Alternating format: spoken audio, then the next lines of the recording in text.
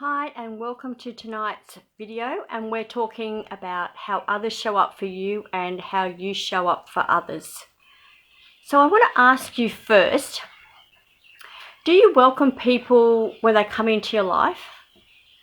And if you do, to what degree? How open are you to letting people in, whether it be new people or whether it be the people that have already been in your life for some time? Just have a quick little think about those questions. How do you welcome people in, and do you welcome them into your life at all?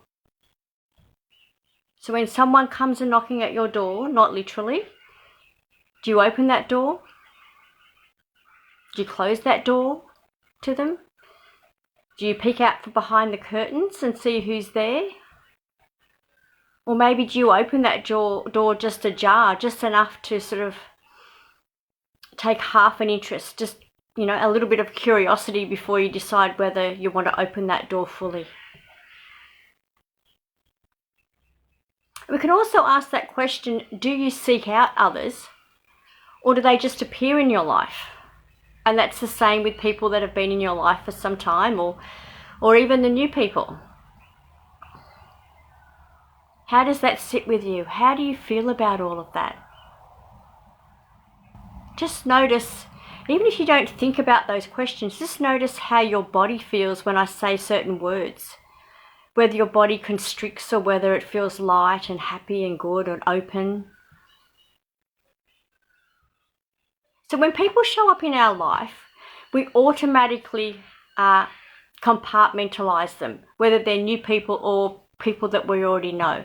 So, we see Joe Blow down the street, and we go, oh, that's such and such, that's my doctor, or that's such and such, that's my child's friend's mother. This is my friend, this is my relative, whatever. We automatically don't see them necessarily as just a person. We see them as that compartment that we have put them in. And not quite often we can't see how that can cross over. How perhaps your child's friend at school, how their mother could also be your friend. They're always going to be, say, little Mary's best friend, Beth, it's her mother.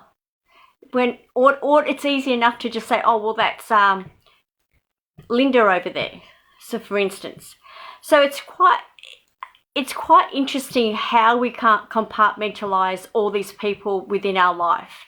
And even when we meet new people, we still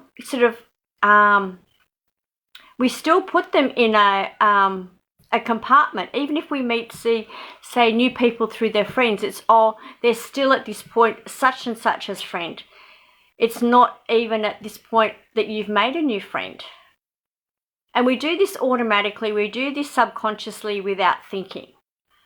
So that is something that I'd like you to think about in all of your relationships and all the people that you know in your life. How you put them in a different compartment and how maybe that can they overlap? So people show up for each other because there's value. And that value is something for each party. So if it's a business arrangement, there's both going to get value. You're going to get goods or services, and in return, the business owner will get return. They'll get payment.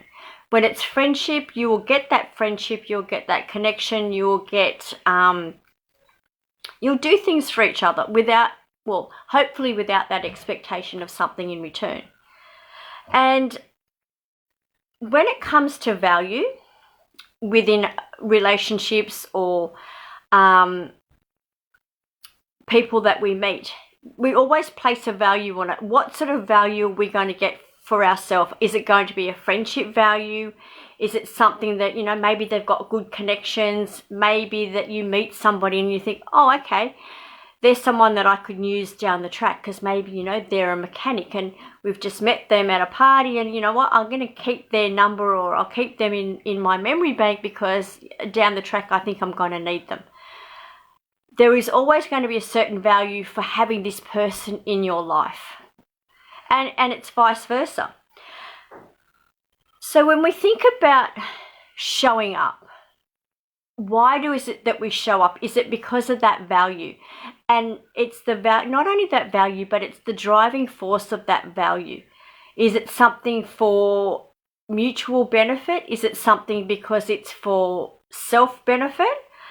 And a lot of it is placed upon expectation. The expectation to meet that value, which can lead to whether you're disappointed or whether you're pleased with the outcome. So we tend to place a high expectation of what we want to achieve rather than what we get out of that relationship or that acquaintance or that dynamic.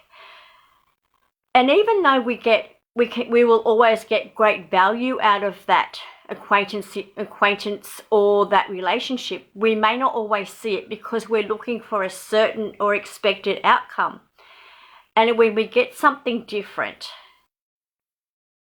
we look at it as if maybe that we've failed, or, you know, maybe they're not the person for us, or, you know, maybe we're going to let them go out of our life. When really the gift is also of what they have given to you in that perceived, let's say, failure, maybe, because that might be how you're putting it down, or that perceived disappointment. It gives you that opportunity to have a look and see what is going on here. Maybe you expected too much. Maybe you miscommunicated somewhere. Maybe you misjudged the value of this relationship. Then maybe the dynamics of it is different. So the real value in all of this is the journey as well as the outcome. And often people miss the journey. It's not just the outcome. And a good way to look at that is like in getting to know someone. It's the relationship. It's the fun is getting to know someone new. The fun is exploring all those new avenues, getting to find out lots of things about other people, and also you're finding things out about you at the same time. So showing up requires you to be vulnerable, and it's that vulnerability that builds courage within yourself. Showing up teaches you to think outside of yourself, which is character building. And showing up makes you present, which helps you build resilience. So help others trust you by trusting yourself and trusting your instincts when you meet somebody, trusting the journey, trusting the universe. And all of this builds connection with other people, and it also builds connection with yourself. And I also want to say when we're talking about how others show up for you and about how you show up for others, it's quite often a reflection on how you show up for yourself.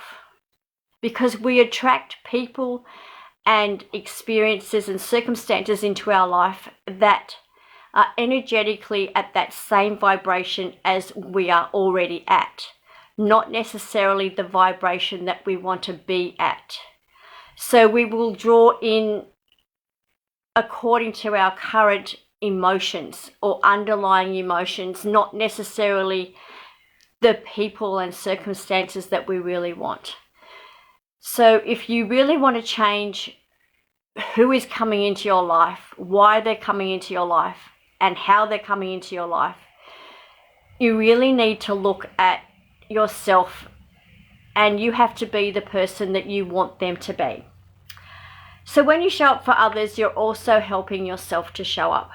And that is my parting words for you today in regards to you showing up for others and others showing up for you. And I want to thank you for showing up today to watch this video. And hello to Lydia Smith, and I'm sorry I cannot pronounce your name. I'll just call you Miss Davis. Thank you everybody that is watching in the behind the scenes, and to all of those that watch the replay. And tomorrow I will be talking again about how maybe you are and you aren't showing up in your life. So until tomorrow, 7 o'clock again tomorrow evening, I will see you then. And if you have any comments or anything that you'd like for me to talk about for the rest of the week in regards to showing up, please place them in the comments. Thank you. Bye.